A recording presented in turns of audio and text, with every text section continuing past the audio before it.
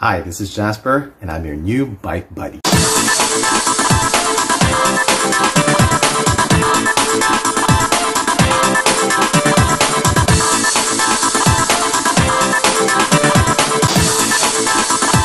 Good morning mga bike buddies, kamusta na kayo? It's been a long time, and today, tutuloy ko lang yung bike build natin ng Chainstay frame. Finally, nabuo ko na siya. So finally, tapos na rin siya. So last time, dun sa video last time, nakita nyo kung paano natin binild, diba? Pero ngayon, kinabit ko na yung brakes and kinabit ko na rin yung shifters. So ako po ang nagkabit, ako ang nag-adjust, ako ang nag-set. So, tingnan natin yung bike. Update. So, I got the cables. Medyo gabi na. Magagabi na actually. And then pinalitan ko ng, so from the build, pinalitan ko ng Gervin stem ito, handle post. So may suspension flex stem siya. And then also I changed this to white. Ayun, kapapalit ko lang. Pinalitan natin ng white. I got this, dapat sana for the cruiser bike. Pero ang size niya ay 916. So pang MTB siya. So nilagay ko dito. And then, so I have the cable housing. I have the cable housing na. And the brake cables. M-system brake cables. So kakabit na natin siya doon. Okay. Tuloy ang laban. Finally, this is the bike. So I'll give you a tour of the bike. So ano ba yung mga pinaggagawa ko dito? So last time nakita nyo, so I already had an upgrade. So from the last time nakita nyo, yung stem natin was just an ordinary dun sa build. But then again, pinalitan ko siya ng Gervin flex stem. It's a suspension stem built for rigid forks. So magaan siya sa braso. So para kaming suspension, though hindi, syempre of course, hindi siya yung, hindi kapantay nung suspension fork talaga, but it will do if you have a rigid fork. So I sell these online. If you want, just message me or comment. So let's start with the cockpit. The cockpit has a Gervin flex stem, standard insert, standard clamping. I have an ordinary alloy handlebar, 620 millimeters length.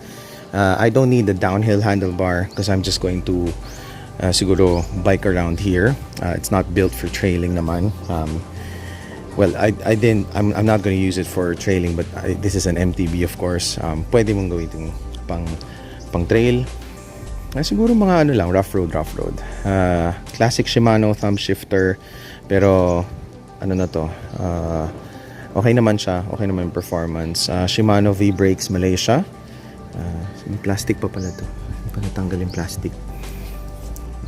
Plastic pa siya. And then I got a leather grips. I searched this, sourced this online. Malambot siya actually. May foam siya sa loob, and then leather strap lang. Okay, to the saddle. So pinartneran ko lang yung leather grips. So sabay ko siyang binili actually. So tan brown. Ito medyo matigas for my taste, but it will do for now. Ang mahilig talaga ako dun sa wide saddle kasi malambot. Wide saddles of course, and malaki yung puwet ko. So yan, and then I chose to use a Scott seat post, alloy seat post. Actually standard to, and then I just used a shim 28.6 kasi yung diameter nung yung ID ng ating seat tube. So I just used a shim. Nakikita nyo, that's the shim. Okay naman, and then I used the seat pin na lang. Nilalagyan ko to ng seat binder, yung quick release. Pero hindi ako komportable kasi minsan pag inupuan ko na siya, gumagalaw siya kahit higpitan ko, dahil nakashim siya, medyo madaling dumula. So nilagyan ko ng seat pin. Alright, wheel set. The wheel set, I had an old Acera, Shimano Acera, Parallax Acera. Wait, ikutan natin. Ayan siya. Ayan, an old Parallax Acera. sealed bearing for 7 speed. But then, yung problem natin last time is naputulan ako ng skewer. Doon, nasiraan ako ng skewer doon sa rear. So, anong nangyari, I bought a different skewer. So, MOB ang skewer niya. Actually, maganda yung MOB skewer. Maganda yung lock nut, maganda yung lever, maganda tong spacer. Actually, maganda siya. Sulit naman. It's just about what, 350 pesos, mga ganyan. Okay, so front and rear hubs, both Acera, and then blacked out rims, all black ito nung binili ko. I'm expecting na matatanggal tong itim dun sa braking surface since I'm using a V-brake, set na V-brake. So eventually magiging silver yan. I'm expecting. But let's see how it goes kasi mukhang makapal naman yung coating, anodized coating. Okay, Groupset. The Groupset is actually an Acera Groupset. Halo siya ng modern and classic. So from the levers, this is a modern V-brake. Sorry, ito. Acera ito Shimano Acera. Partner siya nitong lever. Brake levers, both Acera yan. Ito hindi lang to Acera, non-series ito. And then this is also a non-series na crank. But then the front derailleur, yung front derailleur, the rear derailleur, they're both Acera. Kaya pareho sila ng design, pero modern Acera na siya. This is a Hyperglide CSG CSHG41. Acera din ito. So minatch ko siya dun sa Acera na hub. So basically para siyang Acera Groupset na rin with 2 non-series na parts. So yes, hindi ko na video kung paano ko binuo yung pag-adjust nito. So basically I went on YouTube. This is the first time na nag-set ako ng brakes, and yung ako lang nag-set ng brakes and set ng derailleurs.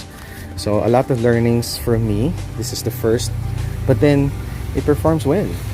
Okay siya. Definitely a lot of firsts for me in terms of adjustments, like installing the FD and the RD. A lot of firsts for me.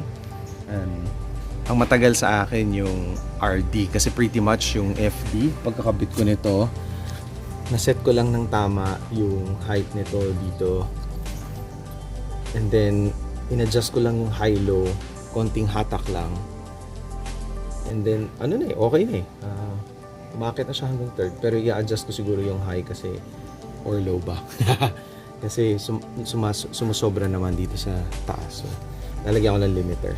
Ito dito ako natagalan kasi yun nga, so 3 components siya. May barrel adjustment, tapos meron yung high-low, tapos of course yung hatak pa ng chain. But then okay naman yan. The V-brake, sobrang daling ikabit ng V-brakes.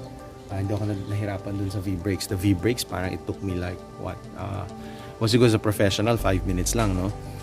Sa akin siguro double the time. Pero okay lang.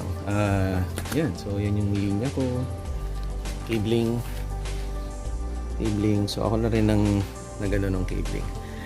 So, yun lang. So, for the part 2 ng ating video, ayun lang. So, buo na yung bike natin finally after what? 2 months? Because of the headset. And kanina, tinest drive ko lang siya. Okay na okay siya. So, I hope you liked it. Until next time, until our next build, I think I have 2 more builds na ginagawa ngayon. But until our next build, please like, share, and subscribe. So stay tuned lang sa susunod. Hindi ako makapag-video masyado ngayong mga panahon na to kasi Christmas Eve na, Christmas New Year, so busy tayo sa ibang mga bagay. Oh, bali the tires are Kenda 26 by 2.1 na cream tires. I actually love the color combo na nagawa ko dito. So yun yung nasa isip ko na theme Diba, sabi ko sa inyo, pag magbe-build kayo, start with a theme. Ano ba yung nasa isip mo? Well, start first with what you want. Do you want a road bike, a mountain bike, a BMX? Then from there, you get inspiration from Google, mga pictures. And then ako, I came up with this theme. Black, gray, cream, brown. Ayan yung kinalabasan. Ang ganda naman. So, again, see you next time. Until next time, if you find opportunities to restore a bike, do so. Let me know if you need any help. I can share whatever I can share. See you. Till next time.